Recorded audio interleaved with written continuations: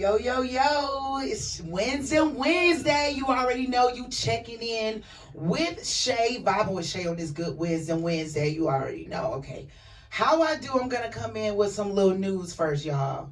First of all, let's talk about the weather. It's great outside. It's looking awesome. That's what I love. That's what I like because last week it was terrible. The past two times, because I'm coming here, the weather was terrible. I had to drag myself out of bed, y'all, with no umbrella in the rain with a fitted cap trying to come in here looking cute. But have y'all heard about the California-based aviation company that's coming out with the world first electric flying car?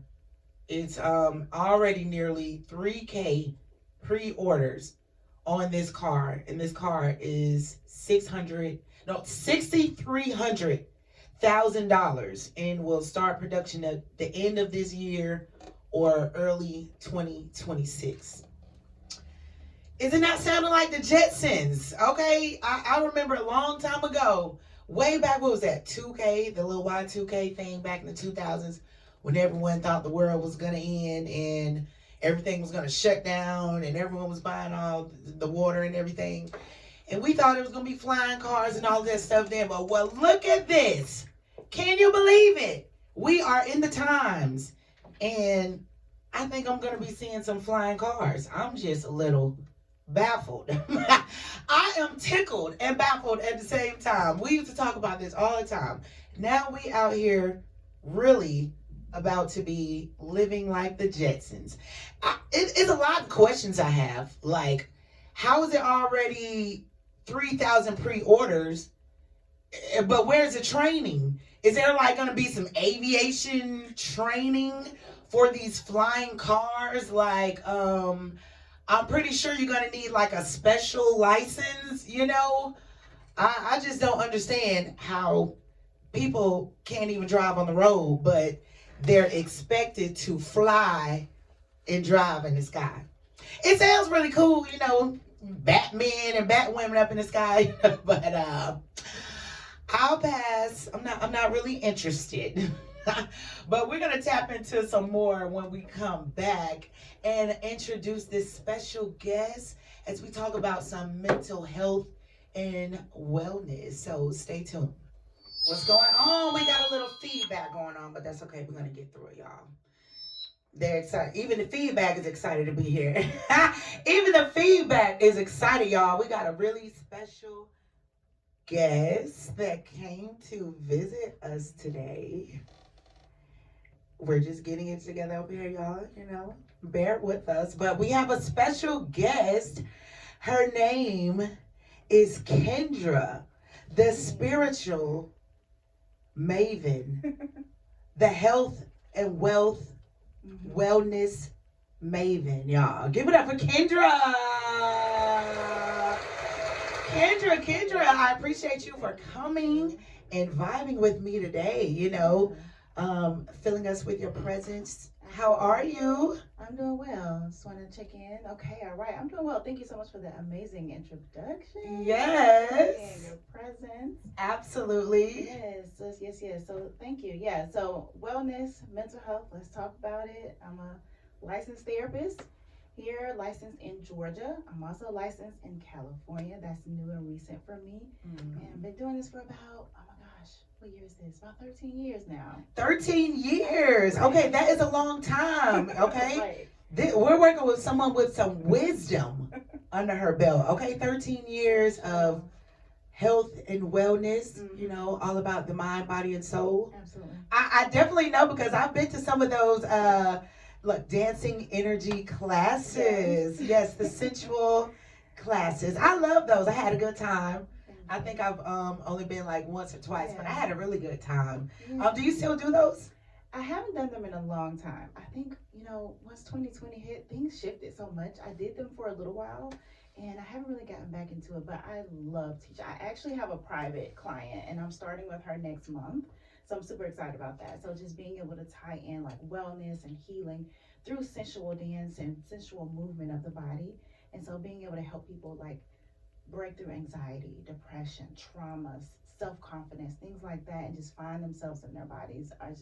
Amazing, amazing. Yes, and people don't necessarily understand how that works. Um, Dancing is associated with the sacral chakra. You Is that better right? know it. Ow! I better know a little something, something. You better You know. know, and when you get to moving, you move that energy Yes, out and absolutely, around. absolutely. Ooh, that's what it's all about. Yes, it is. It is. And so, as you said, the sacral chakra, that energy that's there. So many women, we hold a lot of our emotional experiences, not only in our sacral, like our creative space Mhm. of existence, but also in our womb space, like in our Yes. bellies. And so, a lot of times when we're like not able to express or show up fully in our day to day, sometimes we start having like medical and health things in those Yes. areas. So being able to move, and you don't have to be a trained dancer or anything, Mhm. like twerk it out, shake it out, Right. move the hips, circles, winds, those things like really help us break through and like Right. move that energy around, because when things get stuck, we get stuck. Exactly. And that can be intentional or non-intentional, right? If you're just somewhere Absolutely. shaking it out, you never know. You just shook that trauma out. I know I get Right. laughed at for dancing all the time. It's in my blood. I Yes. can't help it, like that Michael Jackson meme. I can't help it. I think I got it from my father's side. I can't. I love to dance, so hopefully I've been dancing out all my sacral chakra energy wounds Right, all my right, life. right, right, But absolutely. that is awesome. So, what type of therapy that Hmm. you do? Well, Well, there's different types, right? yes, there are. Well, firstly, defining therapy, because there's so many mental health therapy specifically. So it's a collaborative process where individuals, whether it's just one person, a family, Mhm. couple, just really a counselor, licensed counselor, whether this is master's level or doctorate level, help you navigate emotional, mental, behavioral challenges that you're going through. So it involves exploring your thoughts, naming and labeling your feelings and emotions, and also really developing coping skills and strategies around navigating those challenges in your life. So, one thing I always like to emphasize, therapy is for everybody. If you're alive, you have been through something and you can benefit from going to therapy. So, you don't have to always be in a crisis or in a very challenging state. Sometimes you just want to expand and learn and broaden, like who you are, and maybe check in with those blind spots in your life where you don't realize how something's impacting you. So, types of therapy.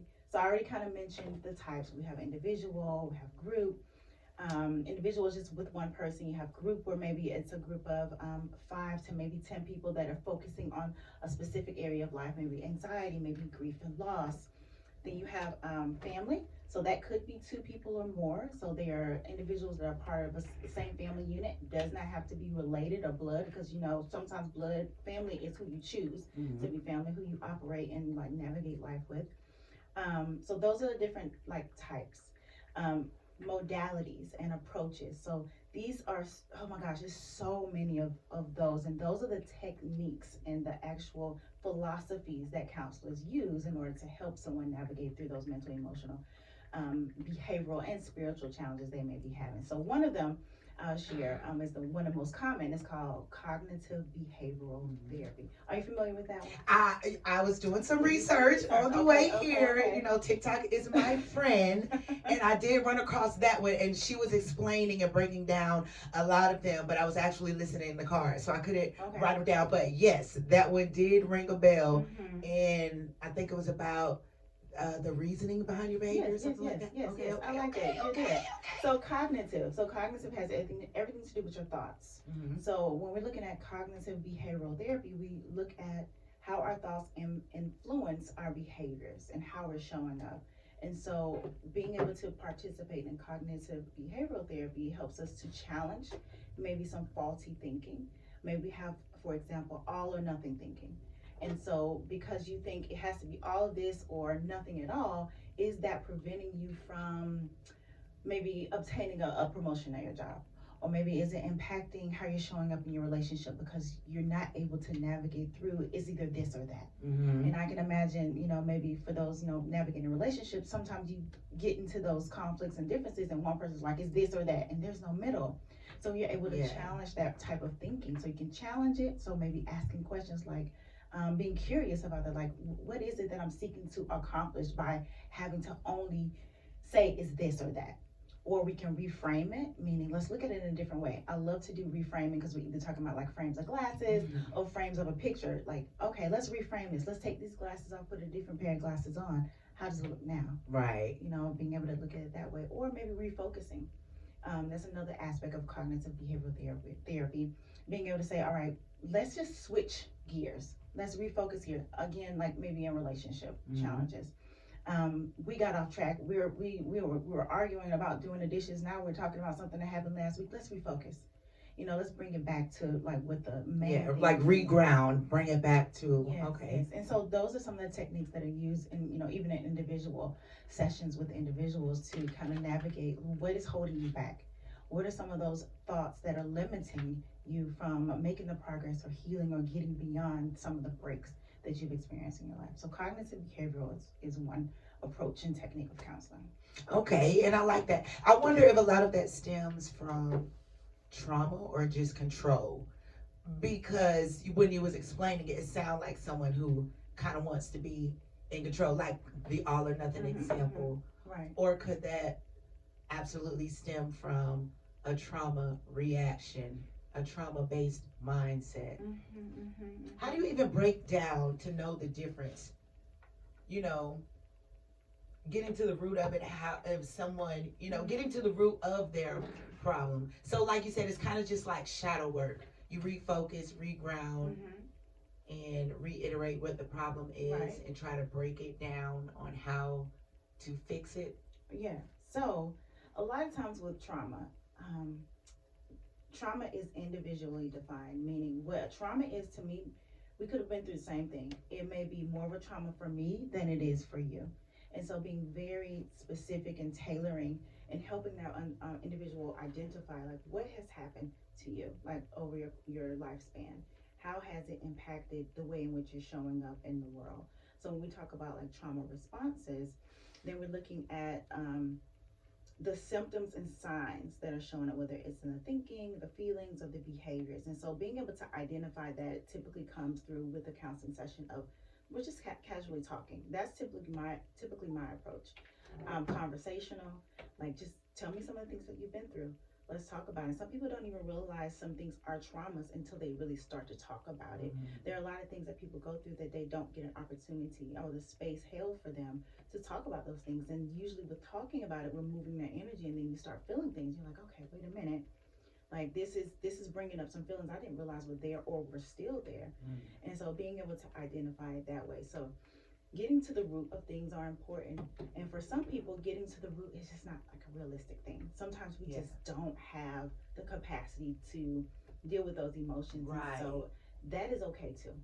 And sometimes counseling can be an extensive process until we help someone build coping skills and mechanisms and things to kind of buffer and support them, so that when they do broach these things that they've been through, they have the skills, whether it's deep breathing, whether it's that support system, having community and people around you that you trust, being in trusting environments. Other skills, sometimes it just means writing. You know, sometimes it's taking care of your basic needs. Are you sleeping well? Are you eating well-roundedly? Are you being connected spiritually, if that's important to you?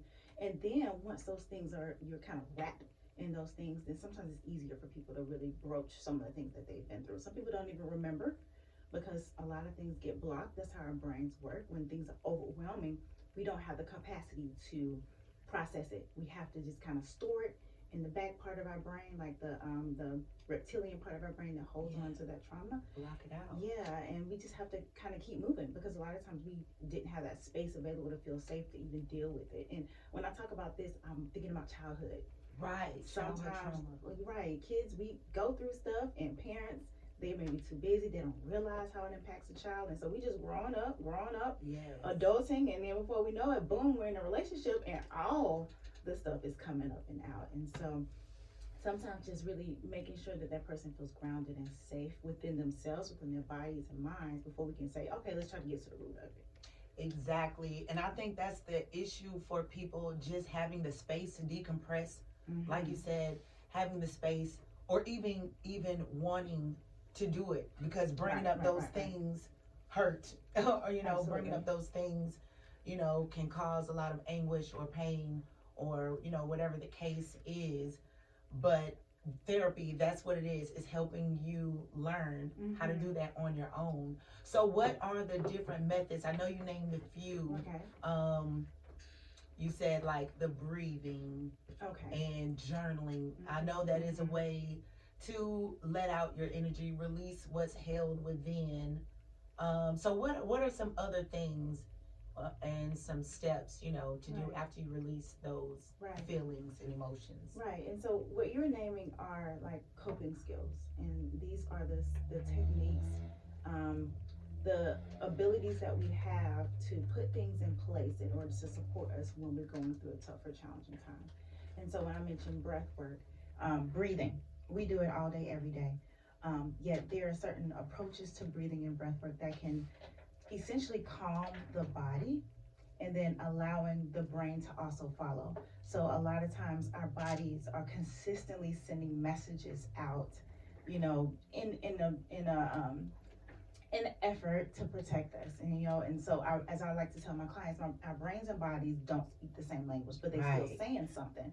So if you see something off in the distance and it gives you this feeling of something that reminds you of something bad that you went through, all your body knows is, all right, nuck if I like to say nuck if you buck, Right. fight or flight. React to it, right? Right. Your body just knows to react to it, Yeah, right? and the brain's like, okay, what is this? What's going on? What do we need to do? And so that's sometimes where people start to like anxiety starts to spinning, and you freeze and you lock up. So sometimes, and then during that time in the physiological body, the heart is racing because it's preparing to run if it needs to. Yeah. The muscles are tensing up. So what can we do in that moment, to kind of release some of the tension in the body so that our prefrontal cortex of our brain is able to make a decision about what's actually happening?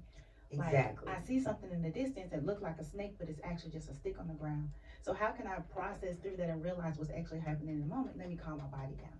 So that's where that breath work comes in. And so taking deep, intentional breaths, like in through the nose, sending that breath down to the belly, and sometimes pausing, holding it for a moment before you drop the jaw, open the mouth, exhale, let it go, pressing all that air out.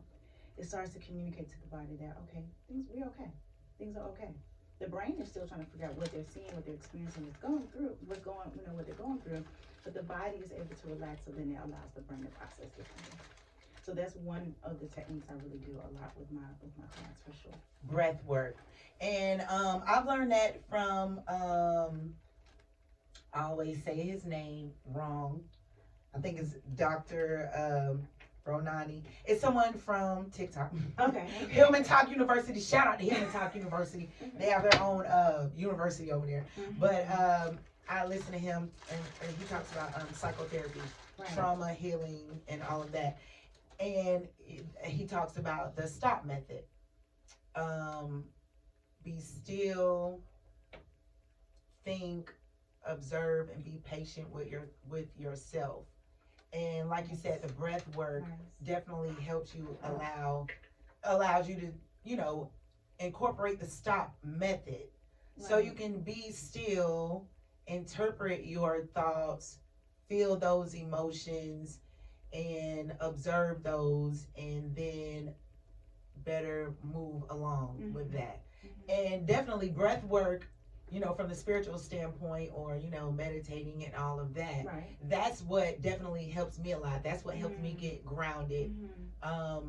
Being still and going within, Absolutely. sitting with my thoughts and emotions, and talking with myself, honestly. It's a lot of talking with yourself, Right. like your higher self, Absolutely. the I am within you, the inner God, the higher you, or whatever. Yes. But that's how I do it with the meditation, to stop and be still and get in your quiet place. Right. And that's a lifestyle. You have to practice. It's not just a when I get anxiety type of thing. You better know it. So, once you incorporate that in your lifestyle, it's like going to the gym Yes. every week. You gotta be disciplined, and you have to practice. And the more you do it, the better you get. But absolutely, I definitely agree with the breath work. Right. Even if it's not meditation, just breath work, period. That deep breath, and then, it literally helps calm the dopamines, that's right, in your body, okay? Yes. So I like that. What other methods? That's probably the main one, huh? Right. So there's other methods for sure. And every counselor is like super unique, and they create like their own eclectic approach to things, and also very much tailor it to the individual they're working with, because every person brings in a certain set of beliefs, strengths, challenges. So being able to get to know the client, to understand like what's going to work best for you. And so another one, as you were talking about, like that, those inner dialogues and inner talks. So being able to examine those and be aware of those. A lot of people, some people are not able to sit with their thoughts and feelings. Is it's just way too much. And so we do a lot of physiological work to help people calm and feel safe in their bodies, so that they can have the capacity to explore those thoughts. Being able to do a values exploration is also an approach. So being able to identify like, what are your values, what are important to you, and how can you utilize those in order to take the next steps to process the things that you're going through, aligning yourself with those values, based upon maybe what the challenge is or what your goals are, as well as with the inner thoughts that you were speaking about. There is a process called internal family systems, IFS. And that does take the approach of having these internal conversations with the parts of us.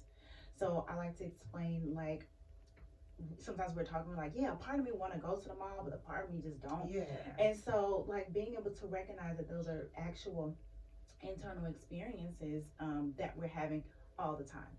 To some degree, there's a part of us that's this, a part of us that's that, and having that internal opportunity to talk with them, to listen more so. Like, okay, there's a part of me that's really nervous, about this audition. Let me just take an opportunity to learn a little bit more about this part of me.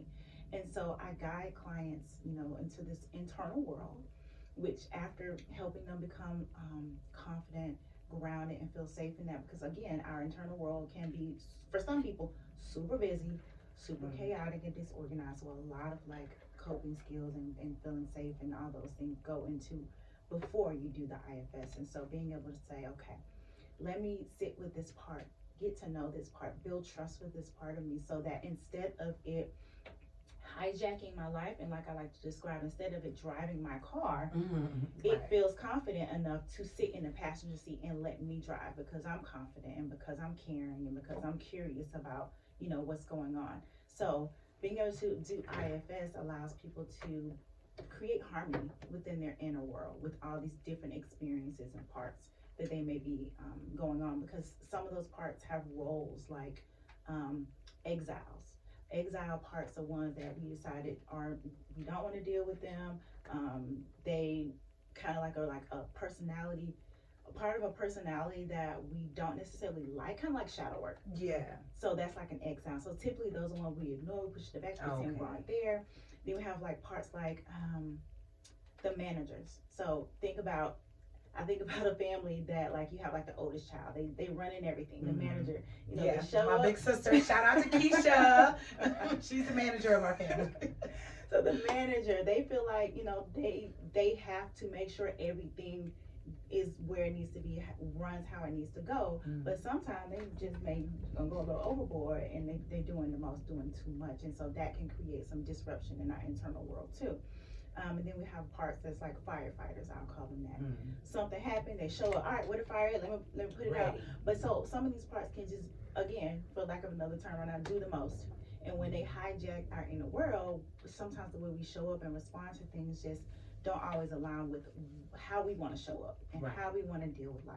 So if you have a firefighter part, to respond to anxiety, so let's see, what are some common ways maybe that people have responded to anxiety?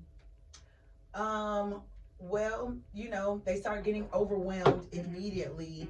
And for me, it seems like, they'll keep focusing on what's causing anxiety, and then it causes more anxiety. And they just get more and more worked up pretty much. Right. And so in that instance, the firefighter would show up and just try to like put it out. So instead of actually tending to it and saying, okay, what's actually going on, it just wants to get rid of it. Okay, yeah. Just get rid of it. And so just like any human person, we don't want to just be ignored or like disregarded, because those parts and what's happening carries information, is valid, is useful. And so helping people become comfortable with saying, okay, let's this firefighter, they learned how to do this job to show up with the fire out, but let's just tell the firefighter, let's just sit over here for a second. I'm feeling confident enough and comfortable enough to see what's actually going on with this anxiety. What can I learn from it, so that when it does show up, it doesn't just get tossed to the side, and it also doesn't drive my car, and now I'm overthinking and overthinking and overthinking. So IFS, internal family systems, is another approach as well. So it helps you kind of calm and center the inner world of emotions and experiences. Okay, and create that balance is Yeah. what it sounds like. It helps you create that balance, Mm-hmm. because you need all those things, Right. but you need all those things in a balanced way. Absolutely. Like Great you point. said, you don't need one overshadowing the other. So Yeah. that's great, because that's what it's all about: getting grounded, getting to the root of the problem, and staying balanced. Knowing how to stay balanced. I like that. Yeah. Good, good. I know for me, with my spiritual journey or awakening, I was really down and out. I was really, I guess, depressed, pretty much. And I mean, I guess I just thought it was that. It may have been a lot of things. It may have been depression mixed with postpartum, mixing with a few things. But I learned to ground myself, or I learned to ground myself and connect within, Right. pretty much. Mm-hmm. And for me, I know you said the different personalities, like the people that know things, like how you can know what's wrong with you. I felt like for me, I knew a lot what was wrong with me. I just didn't know what to do about it. Or I felt like I gave myself an option. Okay, well, you can do this, or nothing. And I kind of just chose nothing. I felt like I knew what my problem was, Right. but I didn't exactly know what to do to fix it, or how to fix it, or whatnot. But I did learn how to calm my thoughts and ground myself. And I learned a lot of that through, I guess, more so on the spiritual side, the meditation and listening to my grounding music and my different chakra frequencies. And I literally had to focus on clearing all of that energy, so I could receive some understanding about myself. When I did sit in my thoughts and stuff, it was like more cleared out. Right. I received more understanding. I connected more. I felt like I heard God more, Right. because I actually just sat and be still, Right. as opposed to, praying, oh my gosh, please, I don't know what's wrong with me, take it away, and then go fix a sandwich to eat or something. Right. I like actually sat there, Down. internalized some things. I felt a lot of things. I actually saw a lot of things. That's when I tapped into my gift and learned about the, clairvoyance, clairaudience, clairsentience, and all of that. Which I think a lot of people, if they understood that, they can probably Right. understand themselves Absolutely. more as well, and not be scared of your gifts, and not run for your gifts, and know how to utilize that for your good and everything. But yeah, so I utilize my gift to sit in my emotions and thoughts, and my gift is my vision, and my vision will give me thoughts and feelings, and then my feelings will give me my message. And so I would calm myself a lot by just going within and listening to myself. You can help heal yourself and help counsel yourself. It's like I always say, a counselor or a therapist is just someone who is good at analyzing a situation, breaking it down, getting to the root of the problem, and knowing how to solve it, having, different avenues and stuff. So I feel like if people could take the time to sit down and go within and listen to their thoughts and feelings and know how to interpret their emotions, they could better counsel themselves. Yes. I love that. I love that you shared that. And I think even as you were talking about the role of the counselor or therapist, I see it as a facilitative role. I love to empower people to create healing experiences for themselves. And sometimes just a counselor, a therapist facilitating that, being in the whether it's virtual or in person, to just validate to let them know that, you know, what you're going through is okay, is normal. You know, I'm supporting you. I'm here. I'm listening to you. A lot of people just outside of, you know, certain experiences, they aren't validated in what they've been through. People aren't listening to them. And so it's hard to listen to yourself and be comfortable listening to yourself when other people have like disregarded you or ignored you or brushed you off. And again, a lot of this stuff starts in childhood. Right. If you were ever a child, go to therapy. All of us, we need it. It's a lifestyle, you know. Right. So like being able to practice holding that space, or being held in a space with a counselor or therapist can help you get to exactly what you talked about. Being able to just sit with yourself and your thoughts and listen and be still and be mindful and present about what's happening, you know, and also to avoid judging what's going on. And we pick up judging ourselves from how other people have judged us. Even as you talked about gifts, a lot of people aren't able to tap into that because they suppressed it. And you hear how people talk so bad about like they call you know people all kind of names and say these negative things, and so then we start to be like, okay, that's not a good thing. I shouldn't be hearing this or feeling these sensations in my body that are like, you know, giving me a direction of what to do. That's weird or that's crazy or whatever. And so we internalize that and we decide I'm not going to pay attention to that. So I'm grateful that like whatever space you've been held in across your lifespan, that you had that courage, you know, and you felt validated to be able to say, I can do this. Like I can listen. Yes. I can be still. I can be confident in these gifts. These are helpful. These are useful. Yes. So that's beautiful. And it's exciting. I mean, like, I don't know if you guys have ever tapped into your gifts or whatnot, but it is exciting, you know? It's exciting to explore and know more about yourself and the world and just being in tune. Everything is one, you know. It is exciting to dive into that. I love that. And about the trauma, you know, with childhood trauma, for me, it's so, I don't remember a lot. I mean, it's some people who have these specific stories and remember everything in childhood. I mean, I do have some stories, you know. I remember when I lived in Germany, we used to slide down the snow with our cardboard boxes. I remember I burned up that kitchen in Germany. I remember like some things, but it's like I don't really remember any feelings or emotions that could have caused trauma. Like I don't directly remember any of that, feel any of that.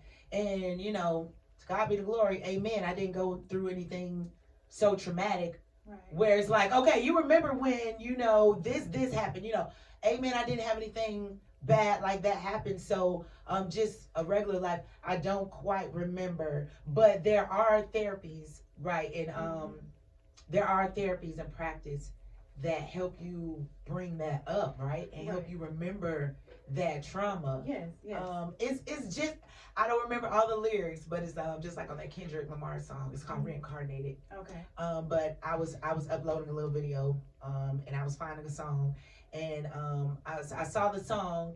And so I heard him, it was like woke up looking for the broccoli, high key. So I was like, let me see what these lyrics are saying, because I wanted to like finish it. And then when I was like reading all the lyrics, I'm like, oh, okay, he's like tapped in. You know, that's why the people that don't understand Kendrick Lamar don't understand Kendrick Lamar, because he's a little deep. You need to be on another level. The people that understood Kendrick Lamar, like that meme said, are the people that was in class and raised their hand and read the books, you know. Well, just a little bit deeper, you know. If y'all don't understand him, you know, you ain't on that level. But he was all talking about being reincarnated and how he went through a past life past life transgression therapy. Regression. How do I say that? Regression therapy. Oh, and he remembered some things. Yes. And he was just like, oh man, I wish I had remembered some things. And he was talking about his different lifetimes and all that he was here or whatnot. But is that a therapy that you dive into? Or, you know, I'm kind of interested because I want to know what I can remember from my, you know, childhood and all of that that could possibly help. But do you ever tap into, was it past life regression? Regression. Past life regression, because I keep wanting to say transgression for some reason. Have you ever like tapped into that or whatnot? Yeah. No, I have not. So, but I do want to make comment about like your story you were telling about not remembering a lot. And Yeah. one thing that's really, really beautiful about being young, um, sometimes we may go through things that if we're in a healthy, safe environment, they help us process, directly or indirectly, get through things that were challenging or scary or upsetting in ways because as children, like we just are a lot more resilient and our neural pathways are able to regenerate and reconnect, more easily sometimes than when we get older and we don't always have the time or space to process the things, upsetting things that we've been through. So to be able to possibly recover, past lives or even things that you've been through in your childhood. I'm not trained, I've not studied to do past life regressions, but I've seen them be done. I've not myself been through one either. I think I'm really what's the word? I'm really meticulous. I do a lot of reflecting before I make a decision about certain things, and being able to align with the energy of the person that's doing it is super, super, super important to me. So I will watch somebody, research somebody for years before I let them like do any type of reading or energy reading or work with me energetically. Because I do energy work, but I don't do that type of energy work. So I think it's a very beautiful, opportunity and experience for people to be able to go through and to learn and to be able to see what they can go back and get, to utilize, to process through. But one thing I do, not in the essence of spirituality, but to me, spirituality is everything, is what's called brain spotting. And so that is also another non-talk therapy. So even when I was talking about IFS, it's more of an internal processing. It's not a lot of talking. It's not a lot of conversations that are happening. Brain spotting is as well the same. So brain spotting uses, it's kind of like it's like facilitated meditation is what I'll call it. So you choose within your field of vision, and a counselor can guide you with this, where your eyes sit. And so sometimes we'll like use a stick and we'll kind of see and we'll observe. And so we'll hold that pointer there and you'll focus your vision at the top of that. And then internally, whatever age or experience that you feel like you want to process, you'll focus on that. You'll pay attention to the sensations in your body. And for some people in that particular modality or intervention, they are able to recover certain memories and experiences that they didn't even remember, because your eye positioning helps access certain parts of your brain. And certain parts of your brain hold certain memories, and sometimes those memories aren't the ones that's at the front of our brain that we are just, accessing all day, every day. They're at the back part of our brain that holds on to some of those traumas and challenging times. So brain spotting is something that I'm trained to do and I do utilize with individuals, because it does get you out of your prefrontal cortex where you're having to talk and complete, statements and sentences. It just lets you follow wherever that thought is. So that's a challenge for some people. How do you follow a thought without thinking? Right. So it's literally like I try to tell people, it's like you're watching a movie. Just like follow wherever. It doesn't have to make sense. If you see some stars and you see yourself at school, like just follow it. Just follow it, see what it feels like. And a lot of times people are able to recover. And a lot of times they don't understand. They're like, I see myself and I'm just sitting on the floor. And I'll kind of talk and guide them through to like observe and what does it feel like and what's there. And sometimes they are able to recover memories and experiences they've been through that they weren't able to reconcile, in the more, active state of thinking.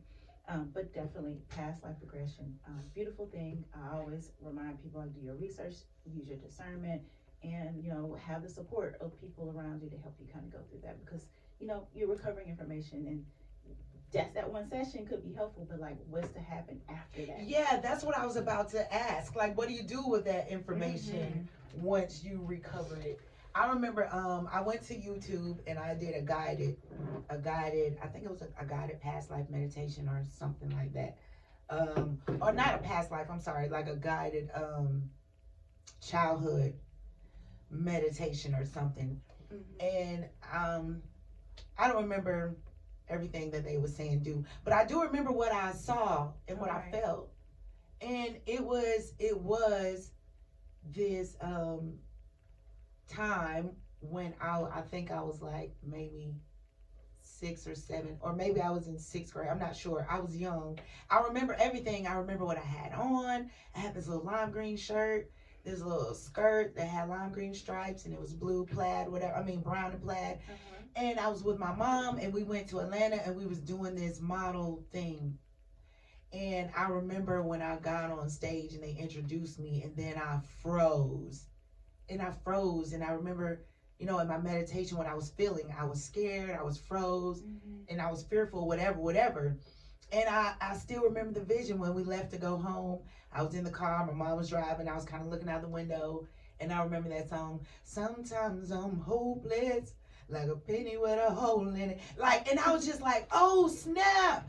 I'm like, I remember that right now. I hadn't remember that in so long. Like, I didn't even remember that. And then it made me think about when I was in high school and I was on the drill team, and first sergeant always wanted me to to be the drill sergeant when we do the drill meets or whatever. Right. And I was always like, no. My brain was like, no, no, no, no, no. I'm not doing that. I'm not being in charge.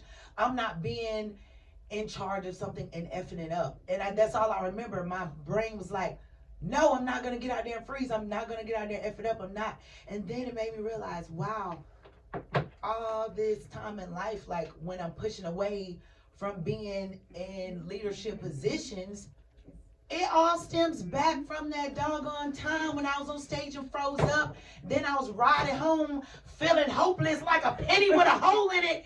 Man, I was only like in sixth grade, or I don't remember I was in sixth grade or if I was 6 or 7 or something like that.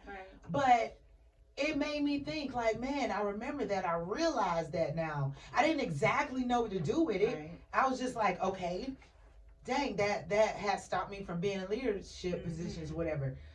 I mean, I guess I figured out what to do is, I know where it stemmed from, and now just not be fearful anymore. Like, yeah. So I love that story too. And I love helping clients kind of recall memories. And you can do that through like different approaches. Sometimes it's certain journal prompts and sometimes it's meditations, but helping them recall like, okay, when was the last time you felt that? And so sometimes we can recall experiences by the feeling of the emotion. Like let's talk about the last time you felt like you were just frozen. Like just go through, just list them all, name them all. We'll choose one and we'll talk about it. And so being able to identify it was one thing. The ability to know that it happened is also one thing. The next thing is, like you said, it's like, okay, what do I do now? Right. What do I do now? Sometimes being able to separate that experience from your identity can be helpful. And so that's where some of that cognitive behavioral therapy comes in. Like we can challenge this belief because now this thought or this experience has become a belief and I didn't realize that it became a part of my belief. I believe now that if I am called to be at the head of something, I'm gonna F it up, I'm gonna mess it up. And so that's sometimes what we do for inner child work too. Let's see, let's sit down with sixth grade you. And like from the space in which you sit now, what do you want to tell her? What do you want to offer to her? What do you want to reassure her? Because somebody didn't reassure her. Somebody didn't let her know that, hey, you may mess it up, but it's okay. Because we're not always taught that we can mess up and it be okay.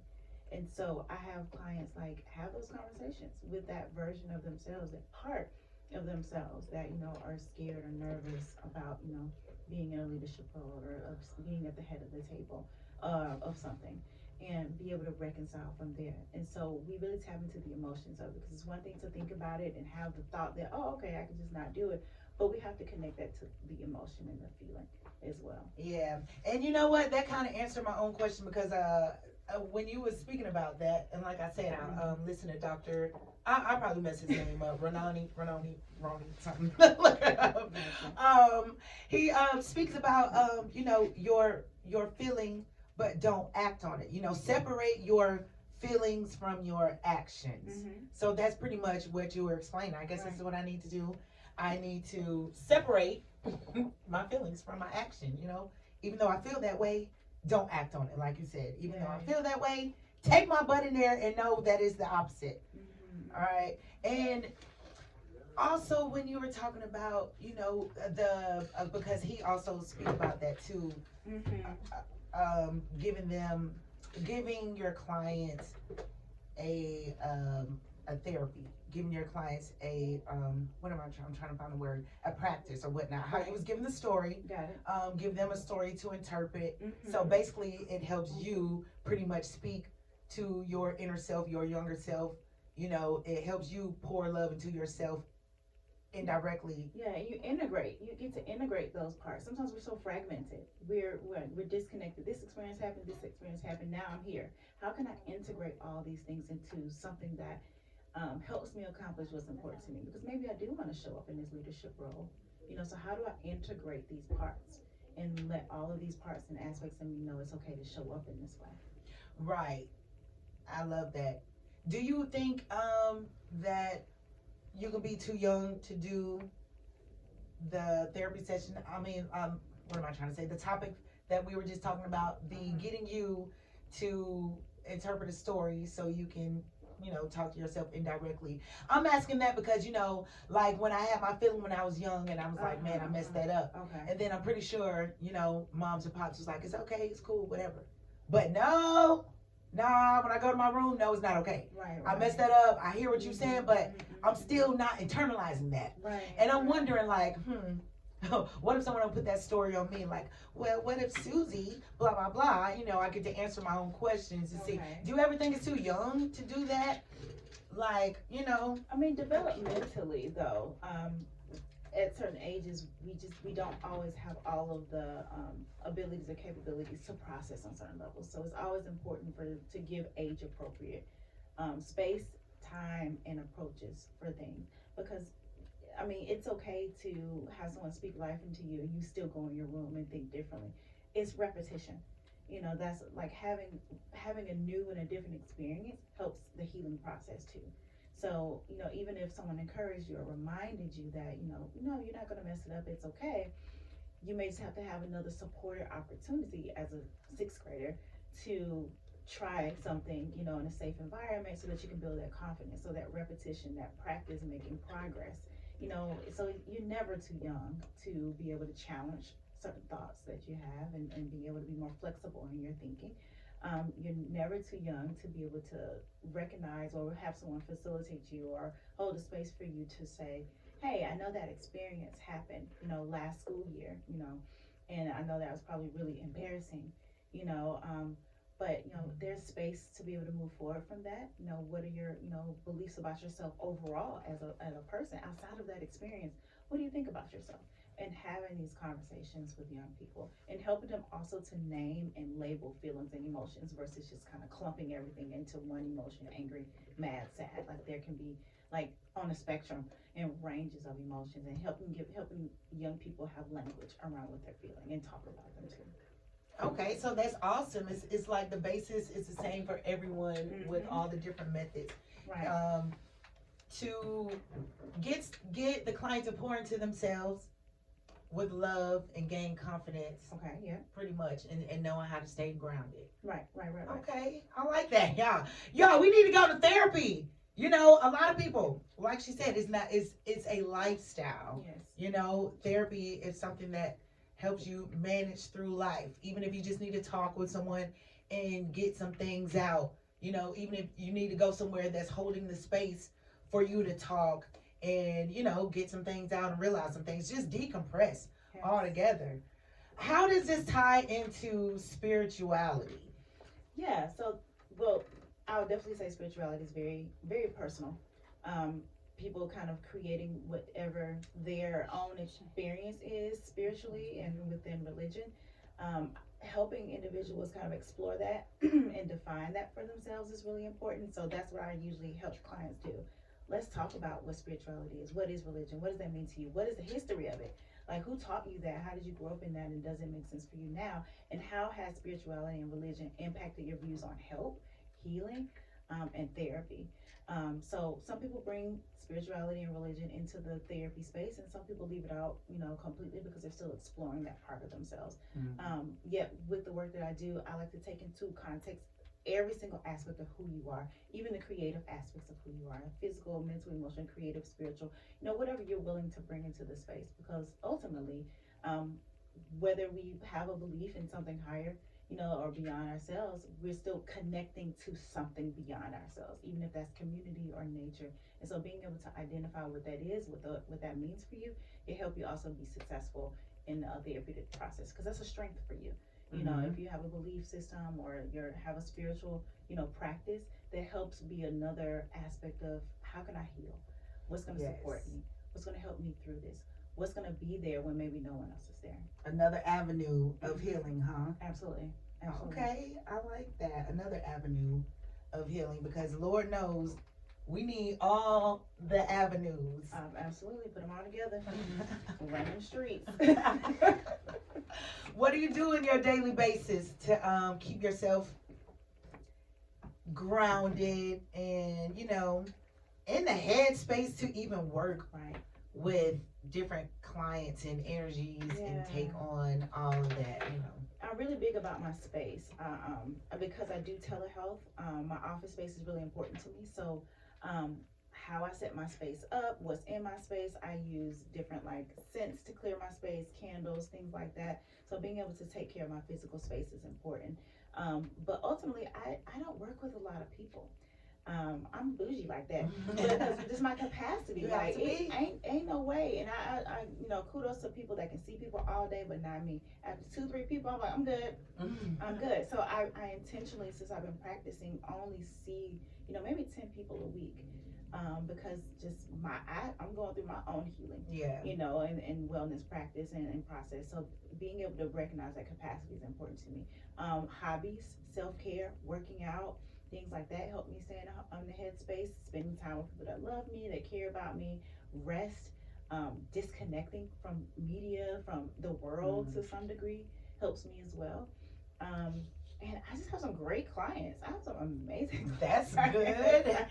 Shout out to your great clients, because everyone is not able. Yeah, I love my clients. They are awesome. I can't get rid of them, and that's okay. We in here for a long time. I got folks that's been with me for 6 years, and because life, we go through things. Like where you were in 2019 when you started with me. Oh, you're somewhere different. You got 2 kids now. Let's talk about it. You're a life coach at this point, so you're definitely not going anywhere, life coach.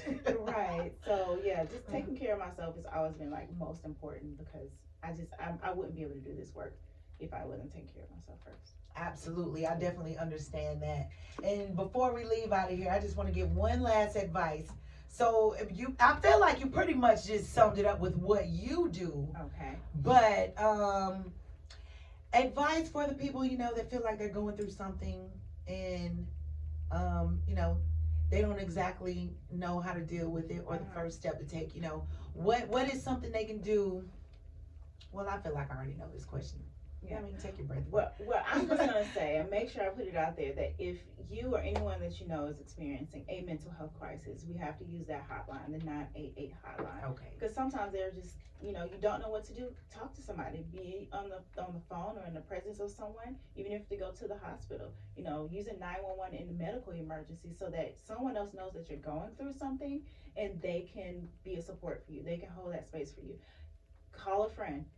Have somebody, or even if you don't know what to say, even if you're just crying, even if you're just sitting there, don't be by yourself. Absolutely. I agree on that. Don't be by yourself, and don't just keep lingering on those thoughts. I swear to God, if you feel like you're having a breakdown, go to the woods and scream. Yes, get it out. Go in the woods and scream and just get it out, because once you release all of that, you're going to feel better. Being cooped up wherever you are with your thoughts rambling in your head is going to drive you crazy. I feel like so many people go through things and they don't know what to do. But to calm your nerves, y'all, just please go somewhere and scream. Scream it out. Scream it out. I want to thank Kendra for coming. I definitely appreciate you. You have been so knowledgeable today and filling us in on a lot about mental health and wellness. And I hope that you all have been listening, taking notes, and taking your mental health serious, because it is a lifestyle. Now, before I leave out of here, I want to leave y'all with some affirmations. Every time, okay, say it loud, say it proud with me. I am bold and courageous. I am divinely guided and supported. I am the creator of my life. Okay, y'all, until next time, vibrate high and continue to be the best that you can be, okay?